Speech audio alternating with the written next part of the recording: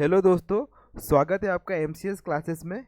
आज हम लोग इंडियन ज्योग्राफी का जो हमारा चैप्टर दूसरा है, प्राकृतिक संसाधन, जिसमें वन, जल और खनिज आते हैं दोस्तों। उसी में से आज हम लोग वन से संबंधित सारे एमसीक्यूज क्वेश्चन सॉल्व करेंगे दोस्तों। ठीक है दोस्तों, आइए पहला क्वेश्चन देखते हैं हम लोग। भारतीय वन का वर्गीकरण भारतीय वन का वर्गीकरण किसके द्वारा किया गया है? ऑप्शन ए कोपेन के द्वारा, ऑप्शन बी कोटेश्वरम के द्वारा, ऑप्शन तीसरा चैंपियन एवं पुरी के द्वारा, ऑप्शन डी इनमें से कोई नहीं। तो सही आंसर हो जाएगा दोस्तों इसका चैंपियन एवं पुरी के द्वारा किया गया है दोस्तों। ठीक है, कितने भागों में बांटा गया है दोस्तों? इनके द्वारा भारतीय वनों को 5 भागों में बांटा गया है दोस्तों। कितने भागों में? 5 भागों में। तो हम 5 भाग कौन कौन से देख लेते हैं दोस्तों। सबसे पहले उष्ण कटिबंधीय सदाबहार वन दोस्तों। कौन सा? उष्ण कटिबंधीय सदाबहार वन। अब उष्ण क्यों कहा गया है दोस्तों? ये देखिए, यहाँ से 23.5 डिग्री रेखा गुजर रही है दोस्तों, यानी कि कर्क रेखा दोस्तों। ठीक है, यहाँ इससे नीचे का क्षेत्र पूरा उष्ण कटिबंधीय कहलाता है दोस्तों। और ये कौन सा क्षेत्र हो जाएगा? सदाबहार वन। फिर है कौन सा? उष्ण कटिबंधीय शुष्क सदाबहार। दूसरा क्षेत्र कौन सा है दोस्तों? उष्ण कटिबंधीय शुष्क सदाबहार वन। तीसरा कौन सा है दोस्तों? उपोष्ण कटिबंधीय चौड़ी पत्ती वाले वन। उपोष्ण कटिबंधीय मतलब 23.5 के ऊपर जो भी वन मिलेंगे दोस्तों, वो कैसे रहेंगे? उपोष्ण कटिबंधीय चौड़ी पत्ती वाले वन। फिर चौथे कौन से वन मिलेंगे दोस्तों? शीतोष्ण कटिबंधीय। यहाँ पे हिमालय के आसपास दोस्तों कौन से वन मिलेंगे हमको? शीतोष्ण या समशीतोष्ण कटिबंधीय वन मिलेंगे दोस्तों। और पर्वतों में कौन से विशेष प्रकार के वन मिलेंगे दोस्तों? तो 5वें नंबर का कौन सा हो जाएगा दोस्तों? अल्पाइन वन मिलेंगे दोस्तों, 5वें प्रकार का।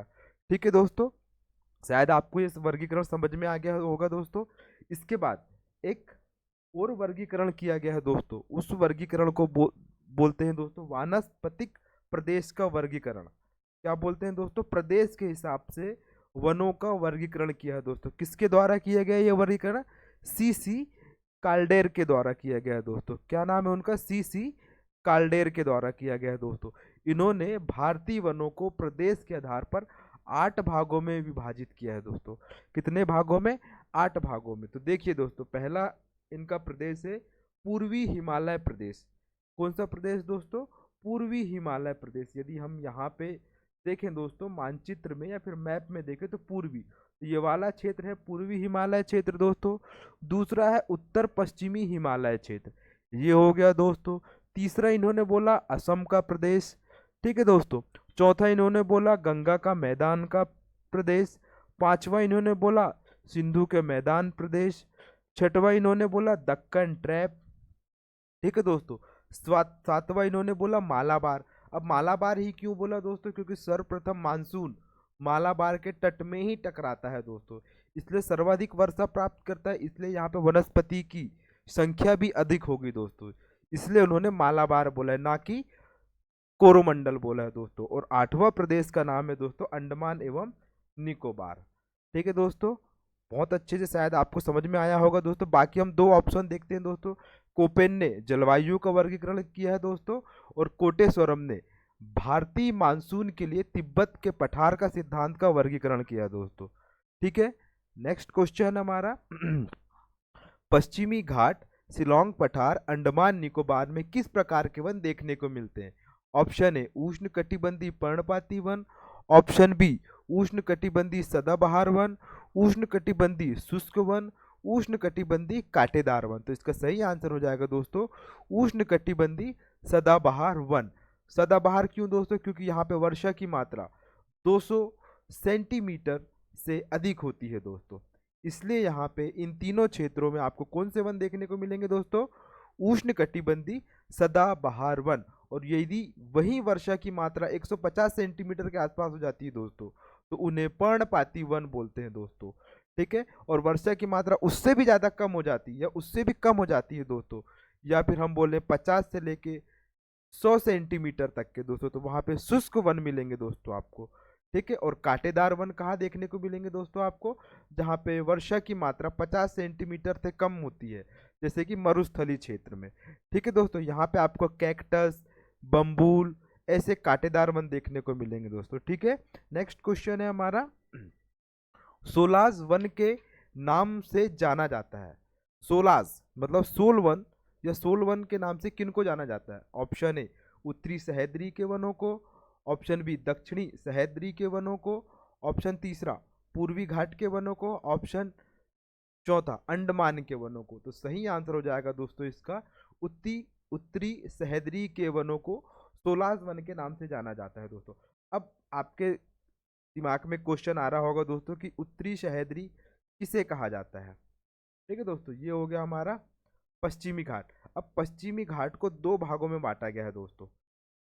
यहाँ से गुजरती है 16.5 मतलब 16 डिग्री अक्षांश रेखा दोस्तों। इसके ऊपर वाले को उत्तरी अक्षांश, इसके नीचे वाले को दक्षिणी सह्याद्री कहा जाता है दोस्तों। ठीक है, तो यहाँ पर जो वन पाए जाते हैं दोस्तों पश्चिमी घाट के उत्तरी सह्याद्री में, यहाँ के वनों को सोलाज वन बोलते हैं दोस्तों। सोलाज वन। आपने ओरेक वन सुना होगा दोस्तों, ये विषुवत रेखा है, यहाँ पर ब्राजील है दोस्तों। ब्राजील के पास अमेजोन वन पाए जाते हैं दोस्तों। ठीक है, यहाँ के वनों को कौन से वन कहा जाता है दोस्तों? सेलवास वन कहा जाता है। ठीक है दोस्तों, आईएमपी है ये क्वेश्चन, बहुत ही आईएमपी है दोस्तों, इसलिए आपको याद रखना पड़ेगा दोस्तों। ठीक है, अंडमान के वन में कौन से वन मिलेंगे दोस्तों आपको? उष्ण कटिबंधी सदाबहार वन। ठीक है दोस्तों, नेक्स्ट क्वेश्चन है हमारा, बाल्यू पाइन और स्प्रू वन कहाँ पाए जाते हैं? या वल्यू पाइन स्प्रू वन कहाँ पाए जाते हैं? ऑप्शन ए पश्चिमी घाट में, ऑप्शन दूसरा पूर्वी घाट में, ऑप्शन तीसरा हिमालय में, ऑप्शन चौथा तटीय क्षेत्रों में। तो सही आंसर हो जाएगा दोस्तों इसका हिमालय में देखने को मिलेंगे दोस्तों आपको। ठीक है, कौन से? बाल्यू पाइन स्प्रू वन कहाँ मिलेंगे आपको? हिमालय क्षेत्र में देखने को मिलेंगे। बाकी पश्चिमी घाट में आपको कौन से? उष्ण कटिबंधीय सदाबहार वन देखने को मिलते हैं दोस्तों। ठीक है, कहाँ पे? पश्चिमी घाट में। पूर्वी घाट में आपको उष्ण कटिबंधीय टाइप के ही वन मिलेंगे दोस्तों। लेकिन तटीय क्षेत्रों में आपको विशेष प्रकार के वन देखने को मिलते हैं दोस्तों। अब आपको तटीय क्षेत्र मालूम होंगे दोस्तों कौन कौन से होंगे। ये हो गया पश्चिमी तट, ये हो गया पूर्वी तट। अब यहाँ पे विशेष प्रकार का वन देखने को मिलता है दोस्तों, उसका नाम है मैंग्रोव वन। ठीक है दोस्तों, मैंग्रोव वन। ये भी कौन से वन की श्रेणी में आते हैं दोस्तों? चैंपियन और पुरी के अनुसार उष्ण कटिबंधी सदाबहार वन की श्रेणी में आते हैं दोस्तों। इन्हें ज्वारी वन भी कहा जाता है दोस्तों। कौन से वन कहा जाता है? ज्वारी वन या फिर सुंदरी वन भी कहा जाता है दोस्तों, क्योंकि ये सुंदरवन के डेल्टा में भी मिलते हैं दोस्तों। ठीक है, और ये आने वाले समुद्री तूफान को तटीय क्षेत्र में आने से रोकता है दोस्तों, जैसे सुनामी, चक्रवात, इन सब चीज़ों को रोकने में महत्वपूर्ण भूमिका निभाता है दोस्तों। कौन सा? Mangrove one. ठीक है दोस्तों, इनकी जड़ों को न्यू मेटाफोर्स की जड़ भी कहा जाता है दोस्तों। ठीक है, नेक्स्ट क्वेश्चन है हमारा, किस राज्य या केंद्र शासित प्रदेश में वन क्षेत्र शून्य है? किस राज्य या केंद्र शासित प्रदेश में, बहुत ही आईएमपी क्वेश्चन दोस्तों, वहां पे वन क्षेत्र शून्य है? ऑप्शन ए दमन एवं दीव में, ऑप्शन दूसरा पुदुचेरी में, ऑप्शन तीसरा दिल्ली में, ऑप्शन चौथा लक्षद्वीप में। तो सही आंसर हो जाएगा दोस्तों इसका लक्षद्वीप में। ठीक है दोस्तों, आप दिल्ली धोखे से भी नहीं लगा देना दोस्तों। ठीक है, नेक्स्ट क्वेश्चन है, पारितंत्र संतुलन बनाए रखने के लिए कुल कितने प्रतिशत वनों का होना अनिवार्य है? ऑप्शन ए 20% वन, ऑप्शन दूसरा 25% वन, ऑप्शन तीसरा 33% वन, ऑप्शन चौथा 40% वन। तो सही आंसर हो जाएगा दोस्तों इसका 33% वन होना आईएमपी है दोस्तों, 33% वन। और ये किसमें बोला गया है? वन संरक्षण नीति 1952 में, जब 1988 में संशोधन किया गया दोस्तों, तब अनिवार्य रूप से कहा गया कि 33% वन होना अनिवार्य है, तभी पारितंत्र में संतुलन स्थापित पुनः किया जा सकता है दोस्तों। ठीक है, नेक्स्ट क्वेश्चन है हमारा, भारत सरकार की पहली वन संरक्षण नीति कब आई थी? ऑप्शन ए 1952 में, ऑप्शन बी 1954 में, ऑप्शन तीसरा 1988 में, ऑप्शन चौथा सन 2000 में। सही आंसर हो जाएगा दोस्तों इसका 1952 में। 1952 में भारत की पहली वन संरक्षण नीति आई थी दोस्तों। इसी नीति में संशोधन कब किया गया दोस्तों? 1988 में। ठीक है दोस्तों, और इसी के तहत 33% वन क्षेत्रफल होना अनिवार्य किया गया। और वर्तमान में कितना प्रतिशत वन क्षेत्रफल है दोस्तों हमारे पास? 24.6% दोस्तों। इसमें भी वन आवरण और एक वृक्ष आवरण होता है दोस्तों। ठीक है, वन आवरण और वृक्ष आवरण। ठीक है दोस्तों, जो 1 हेक्टेयर से कम का क्षेत्र होता है उसे वृक्षावरण कहा जाता है दोस्तों। सॉरी दोस्तों। और जो 1 हेक्टेयर से अधिक का वन या वृक्ष को घेरे हुए होते हैं दोस्तों, उसको वन आवरण कहा जाता है दोस्तों। ठीक है, नेक्स्ट क्वेश्चन है हमारा, रेल की पटरी बनाने के लिए किस प्रकार के वन की आवश्यकता होती है? ऑप्शन ए चीड़, ऑप्शन दूसरा सखुआ, ऑप्शन तीसरा साल, ऑप्शन चौथा उपरोक्त सभी। तो सही आंसर हो जाएगा दोस्तों इसका उपरोक्त सभी। उपरोक्त सभी प्रकार के वनों की आवश्यकता होती है दोस्तों रेलवे की पटरी बनाने के लिए। आपने सुना होगा बुधनी में साल के वृक्ष से स्लीपर्स बनाए जाते हैं। ये पटरी है, पटरी के बीच में जो लकड़ी लगती है दोस्तों, इसे स्लीपर कहा जाता है। ठीक है दोस्तों, चीड़ का वृक्ष कहाँ पर मिलेगा दोस्तों? ये हिमालय के आसपास या फिर सॉरी दोस्तों,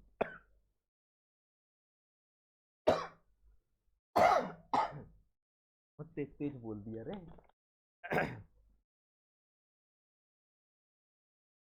ठीक है दोस्तों, चीड़ का वृक्ष कहाँ पर? अंग्रेजों के द्वारा दोस्तों हिमालय वाले क्षेत्र के आसपास पे ओक के वृक्ष के स्थान पर वृक्षारोपित किया गया था दोस्तों। ठीक है, इसलिए ये आईएमपी क्वेश्चन हो जाता है दोस्तों।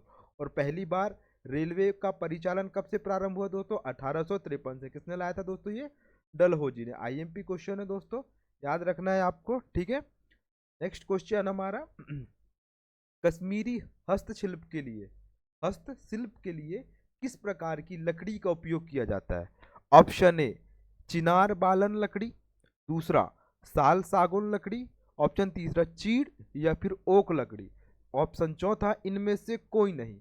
तो सही आंसर हो जाएगा दोस्तों का चिनार और बालन टाइप की लकड़ियों का उपयोग कश्मीरी हस्तशिल्प के निर्माण में किया जाता है दोस्तों। अब इस क्वेश्चन को क्यों लिया गया है दोस्तों?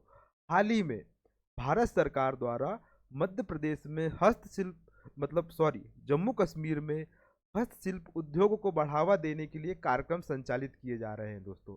इसलिए वन से रिलेटेड है क्वेश्चन है दोस्तों, इसलिए ये क्वेश्चन डाला गया है आपके वस्तुनिष्ठ प्रश्न में दोस्तों।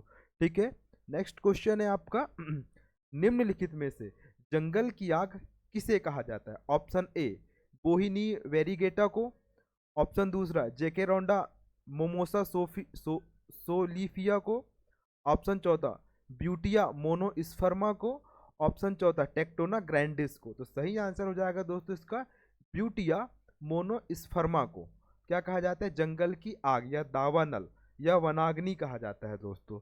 ठीक है, और इसका कारण क्या होता है दोस्तों? घर्षण के कारण जंगलों में आग लगती। जैसे दो वृक्ष आपस में टकराते हैं दोस्तों, तो उनसे चिंगारी उत्पन्न होती है और उसी से आग लगती है। ये तो प्राकृतिक कारण हुआ दोस्तों, लेकिन कृत्रिम कारण क्या रहता है कि कुछ लोग जब पार्टी पिकनिक करने जाते हैं दोस्तों, जब वहाँ पे सिगरेट का सेवन करते हैं, तब उनके द्वारा भी आग लग जाती है दोस्तों। ठीक है, और एक रीज़न है दोस्तों झूम कृषि, उसके द्वारा भी लगती है। और एक रीज़न है ग्रामीण क्षेत्रों में दोस्तों, जब एक महुआ, आपने फसल सुना होगा दोस्तों, जो पेड़ से गिरता है दोस्तों, जिससे महुए की शराब बनती, उसको प्राप्त करने के लिए लोगों के द्वारा जंगल की सफाई की जाती है दोस्तों, और उस सफाई के लिए भी आग का उपयोग किया जाता है दोस्तों। ठीक है, शायद आपको समझ में आया होगा किसे कहते हैं जंगल की आग? Butea monosperma. ठीक है दोस्तों, नेक्स्ट क्वेश्चन है आपका, निम्नलिखित राज्य में से किस राज्य में सिनकोना वृक्ष नहीं उगता है? ऑप्शन ए असम में, ऑप्शन दूसरा छत्तीसगढ़ में, ऑप्शन तीसरा केरल में, ऑप्शन चौथा वेस्ट बंगाल में। तो इसका सही आंसर हो जाएगा दोस्तों छत्तीसगढ़ में सिनकोना वृक्ष नहीं मिलता है। छत्तीसगढ़ में सिनकोना वृक्ष नहीं मिलता है। क्यों? क्योंकि हम देखें दोस्तों, असम की जलवायु, केरल की जलवायु और वेस्ट बंगाल की जलवायु में समानता पाई जाती है दोस्तों। क्यों? क्योंकि यहाँ पे अपेक्षाकृत अधिक बारिश होती है दोस्तों। ठीक है, और ये कहाँ पर? पहाड़ी वाले क्षेत्र में भी आते हैं दोस्तों। ठीक है, इसलिए। और यहाँ पे देखिए दोस्तों, दार्जिलिंग की पहाड़ी है, कहाँ पे? वेस्ट बंगाल में। केरल में आपने पश्चिमी घाट मालाबार तट सुनाई है दोस्तों। असम में आपको मिकिर रेंगमा टाइप की पहाड़ियां देखने को मिलेगी दोस्तों। ठीक है, तो इसका सही आंसर हो जाएगा दोस्तों, छत्तीसगढ़ में सिरकोना वृक्ष नहीं मिलता है। ठीक है दोस्तों, नेक्स्ट क्वेश्चन है आपका, मरुस्थल का राजा किसे कहा जाता है? वेरी आईएमपी क्वेश्चन है दोस्तों। ऑप्शन ए केक्टस को, ऑप्शन दूसरा खेजड़ी को, ऑप्शन तीसरा लाइकेन को, ऑप्शन चौथा चीड़ को। तो सही आंसर हो जाएगा दोस्तों इसका, खेजड़ी वृक्ष को मरुस्थल का राजा कहा जाता है। इसी वृक्ष के संरक्षण के लिए बिश्नोई समाज द्वारा आंदोलन किया गया था दोस्तों। अमृता बिश्नोई जिन्होंने आंदोलन को लीड किया था दोस्तों। ठीक है, अमृता बिश्नोई ने। ठीक है दोस्तों, इन्हीं के नाम पे पर्यावरण संरक्षण के लिए या फिर वनों के संरक्षण के लिए एक पुरस्कार दिया जाता है दोस्तों। ठीक है, याद रखना है आपको, मरुस्थल का राजा किसे कहा जाता है? खेजड़ी वृक्ष को कहा जाता है दोस्तों। ठीक है, नेक्स्ट क्वेश्चन है आपका, खैर किस प्रकार के वन में पाए जाने वाला वृक्ष है? बहुत ही आईएमपी क्वेश्चन है दोस्तों, क्योंकि खैर से क्या मिलता है आपको? कत्था। और मध्य प्रदेश में कत्था बनाने का कारखाना कहाँ पर है दोस्तों? शिवपुरी और बानमोन मुरैना में है दोस्तों। ठीक है, तो पहला ऑप्शन है उप हिमालय वन, उप अल्पाइन वनों का, शीतोष्ण कटिबंधी वनों का, उपोष्ण कटिबंधी वनों का, या शीतोष्ण कटिबंधी वनों का। इसका सही आंसर हो जाएगा दोस्तों, उपोष्ण कटिबंधी वनों का वन है कौन सा? खैर वन। अब उपोष्ण क्यों कहा जाता है दोस्तों? ये देखिए, ये क्या गुजर रही 23.5। ठीक है दोस्तों, अब हम लोग इसको मध्य प्रदेश के परिप्रेक्ष्य में देखते हैं दोस्तों। ये गुजर रही है दोस्तों 23.5, यहाँ से थोड़ा और नीचे से ले लेते हैं दोस्तों। ठीक है, जहाँ से 23.5 गुजर रही दोस्तों, और यहीं पर शिवपुरी मुरैना 23.5 के ऊपर का क्षेत्र क्या कहलाता है? उपोष्ण कटिबंधी कहलाता है दोस्तों। इसलिए यहाँ के वृक्ष कैसे मिलेंगे आपको? उपोष्ण कटिबंधी टाइप के वन। ठीक है दोस्तों, शायद आपको ये कंसेप्ट समझ में आया होगा दोस्तों। ठीक है, जिसने चैंपियन एवं पुरी ने अपने वर्गीकरण में समझाया है दोस्तों बहुत अच्छे से। ठीक है, नेक्स्ट क्वेश्चन है हमारा, भारतीय वन रिपोर्ट 2021 के अनुसार सर्वाधिक वन क्षेत्रफल वाला राज्य कौन सा है? Option A Madhya Pradesh, option दूसरा अरुणाचल प्रदेश, ऑप्शन तीसरा छत्तीसगढ़, ऑप्शन चौथा उड़ीसा। सही आंसर हो जाएगा दोस्तों इसका मध्य प्रदेश। ठीक है दोस्तों, सर्वाधिक वन क्षेत्रफल वाला राज्य है दोस्तों। यहाँ पे कितने किलोमीटर क्षेत्र में वन फैला हुआ है दोस्तों? 74768 किलोमीटर में दोस्तों। ये आप एक बार और संख्या देख लीजिएगा दोस्तों, इतने के अप्रोक्स में प्रदेश में वन क्षेत्रफल विस्तृत है दोस्तों। ठीक है, बाकी अब सर्वाधिक वन क्षेत्रफल वाले 5 राज्य पूछते हैं दोस्तों वो लोग। तो पहला है एमपी, दूसरा है अरुणाचल प्रदेश, तीसरा है छत्तीसगढ़, चौथा है उड़ीसा और पांचवा है दोस्तों क्या? कर्नाटक। ये ऐसा डिजाइन किया गया है दोस्तों ताकि आपको ये सीक्वेंस याद रहे दोस्तों। ठीक है, यदि हम लोग देखें प्रतिशत के हिसाब से सर्वाधिक वन क्षेत्रफल वाले राज्य कौन कौन से होंगे दोस्तों? मिजोरम, अरुणाचल प्रदेश, मेघालय, और मेघालय के पश्चात मणिपुर, और उसके पश्चात नागालैंड। ये प्रतिशत की दृष्टि से सर्वाधिक क्षेत्रफल वाले राज्य हैं दोस्तों। ठीक है, अब न्यूनतम वन क्षेत्रफल वाले राज्य कौन कौन से होंगे दोस्तों? सबसे पहले हरियाणा, हरियाणा के बाद कौन सा होगा दोस्तों? पंजाब, पंजाब के बाद कौन सा होगा दोस्तों? राजस्थान। ये आईएमपी हैं दोस्तों, ये आपको याद रखना है। One report 2021। ठीक है दोस्तों, वन रिपोर्ट 2021 के तहत ये डेटा बताया जा रहा है दोस्तों, आपको याद रखना है, क्योंकि वन से रिलेटेड अधिकांश या अधिक क्वेश्चन आपको देखने को मिलेंगे पीएससी में, क्योंकि फेवरेट टॉपिक है दोस्तों पीएससी का ये। ठीक है, नेक्स्ट क्वेश्चन है हमारा, भारतीय वन रिपोर्ट 2021 के अनुसार मैंग्रोव वन में वृद्धि हुई है। ऑप्शन ए 20 किलोमीटर में, ऑप्शन दूसरा 25 किलोमीटर क्षेत्र में वृद्धि हुई है, ऑप्शन तीसरा 17 किलोमीटर क्षेत्र में वृद्धि हुई है, ऑप्शन चौथा 15 किलोमीटर क्षेत्र में वृद्धि हुई है। इसका सही आंसर हो जाएगा दोस्तों 17 किलोमीटर क्षेत्र में वृद्धि हुई है। और कुल 2021 की रिपोर्ट के अनुसार कुल मैंग्रोव वन क्षेत्रफल कितना है दोस्तों? 4992 वर्ग किलोमीटर। ठीक है दोस्तों, 4992 मतलब 4992 वर्ग किलोमीटर क्षेत्र में दोस्तों आपको क्या देखने को मिलेंगे? Mangrove one. अब ये कहाँ पे मिलते हैं दोस्तों देखने को आपको? खंबात की खाड़ी, कच्छ की खाड़ी, इधर सुंदरवन डेल्टा, आंध्र प्रदेश, ये जितने भी तटीय प्रदेश हैं दोस्तों, आपको यहाँ पर मैंग्रोव वन देखने को मिलेंगे दोस्तों। ठीक है, इन्हें ज्वारी वन भी कहा जाता है, सुंदरी वन भी कहा जाता है दोस्तों। ठीक है, नेक्स्ट क्वेश्चन है हमारा, भारतीय वन रिपोर्ट 2021 के अनुसार सर्वाधिक वन वृद्धि वाले राज्य कौन सा है? ठीक है दोस्तों, ऑप्शन है आंध्र प्रदेश, ऑप्शन दूसरा तेलंगाना, ऑप्शन तीसरा उड़ीसा, ऑप्शन चौथा कर्नाटक। तो सही आंसर हो जाएगा दोस्तों इसका क्या? आंध्र प्रदेश सर्वाधिक वन वृद्धि वाला राज्य है दोस्तों। आंध्र प्रदेश के पश्चात कौन सा है दोस्तों? तेलंगाना, तेलंगाना के पश्चात कौन सा है दोस्तों? उड़ीसा, और उड़ीसा के पश्चात कौन सा है दोस्तों? कर्नाटक। सर्वाधिक वन वृद्धि वाले राज्य हैं दोस्तों। और न्यूनतम वन वृद्धि वाले राज्य कौन कौन से हैं दोस्तों? तो न्यूनतम वन वृद्धि वाले राज्य हैं दोस्तों कौन से? अरुणाचल प्रदेश, दूसरा है मणिपुर, और तीसरा है नागालैंड, और चौथा है दोस्तों मिजोरम। ठीक है दोस्तों, पहला कौन सा है न्यूनतम में? अरुणाचल प्रदेश, दूसरा मणिपुर, तीसरा है नागालैंड, और चौथा है क्या? मिजोरम दोस्तों। ठीक है, नेक्स्ट क्वेश्चन है आपका, देश के जंगल का कुल अनुमानित कार्बन स्टॉक भंडार है 2021 की रिपोर्ट के अनुसार बताना है दोस्तों। ये बहुत ही आईएमपी क्वेश्चन है, ये आपके प्रदूषण वाले टॉपिक में भी आ सकता है, वनों से होने वाले प्रत्यक्ष अप्रत्यक्ष लाभ का भी क्वेश्चन है दोस्तों, मेंस की दृष्टि से भी। Option A 5,000 million ton, option दूसरा 56,000 मिलियन टन, ऑप्शन तीसरा 72,000 million ton, 7200 million ton, option चौथा 7800 मिलियन टन। तो इसका सही आंसर हो जाएगा दोस्तों क्या? 7200 मिलियन टन कुल कार्बन स्टॉक है। कहाँ पे? देश के जंगलों में या वनों में। और मध्य प्रदेश में कितना है दोस्तों? 200 दोस्तों कितना है? 760 मिलियन कार्बन टन। ठीक है दोस्तों, याद रखना है आपको। ठीक है, ठीक है, तो अब हम लोग देखते हैं दोस्तों 2021 की वन रिपोर्ट। ठीक है, कि इसमें क्या क्या हमको इम्पोर्टेंट पॉइंट देखने को मिलेंगे दोस्तों। सबसे पहले तो ये वन रिपोर्ट 1987 से जारी की जा रही है, किसके द्वारा दोस्तों? भारतीय वन सर्वेक्षण के द्वारा।